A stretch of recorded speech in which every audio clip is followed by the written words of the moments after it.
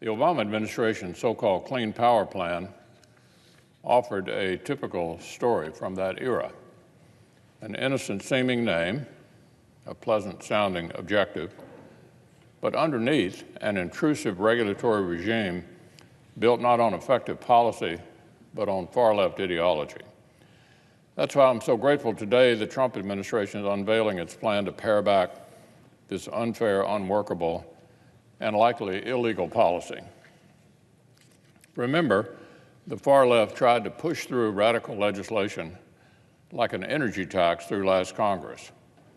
Well, enough of us knew it would have hurt American competitiveness, victimized the poor, and done little to actually give the American people a cleaner environment. But instead of learning from those failures, the Obama administration tried to go it alone and impose their radical agenda unilaterally. The so-called Clean Power Plan they dreamed up would have had no meaningful effect on global emissions. It would, however, have packed up middle-class American jobs and sent them right overseas. It would have piled a heavier burden onto the most vulnerable families. Lower-income Americans are hit the hardest when energy costs take off, and this plan was projected to yield double-digit percentage increases in electricity costs in 40 states, of course, including Kentucky. Unfair, ineffective, unaffordable, more than likely illegal. That's quite the pedigree, Madam President. That's why I fought the Obama administration's entire war on coal, which was centered around this regulation, tooth and nail.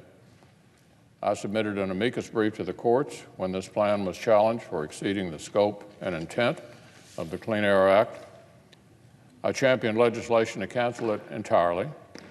On 2 occasions, I wrote to every governor in the nation and asked them not to be complicit in implementing this outrageous overreach until the courts ruled on its legality. My colleagues and I have been at this for quite some time. That's why the President's actions today are so encouraging. Today's proposed rule is the first step in the process. I look forward to engaging in this process as it moves forward toward a better outcome for Kentucky and for the entire country.